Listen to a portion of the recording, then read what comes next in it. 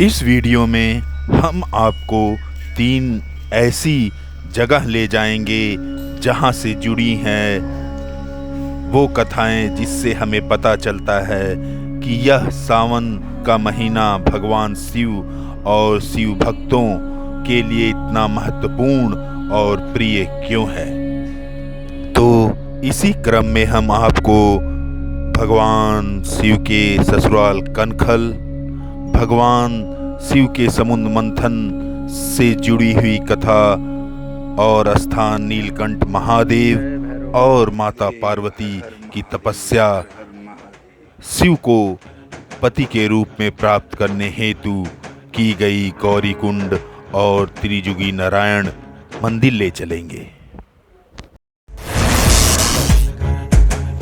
अब आ गए हैं दोस्तों दक्षेश्वर महाराज मंदिर या दक्ष मंदिर भी बोलते हैं इसे।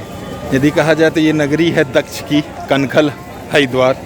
यहीं पे ही वो सारा यज्ञ कर रहे थे दक्ष जी और उन्होंने अपमान किया था शिव जी। यहाँ सती कुंड है जहाँ पे उन्होंने आत्मदाह किया था।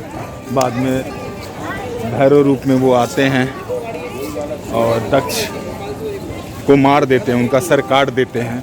बट सभी देवताओं के अनुग्रह के बाद, क्योंकि दक्ष सभी अनुष्ठानों और दुनिया में मतलब बहुत बड़े पद पे थे, तो संसार में अस्थिरता पैदा हो जाती, तो फिर शिव जी उन्हें दोबारा जिंदा करते हैं, बकरे का सर लगाते हैं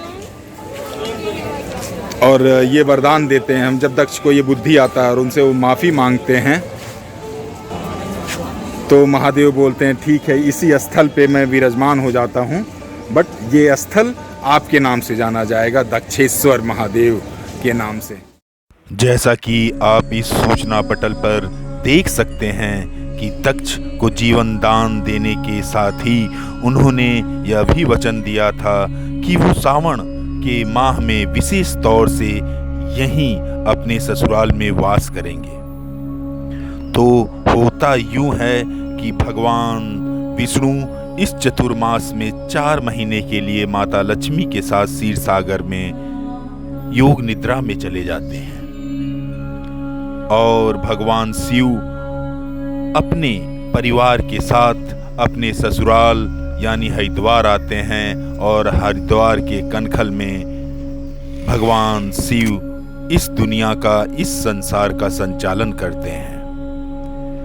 तो भगवान शिव के इस धरती पर होने की वजह से भक्तों में अधिक उत्साह और शिव भक्ति की उन्माद होती है, क्योंकि वो साक्षात इस पृथ्वी पर मौजूद होते हैं। तो ये थी पहली मान्यता सावन महीने के महत्व के बारे में।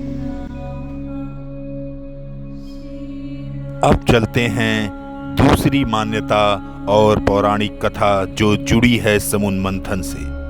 समुद्र मंथन सावन के महीने में ही किया गया था।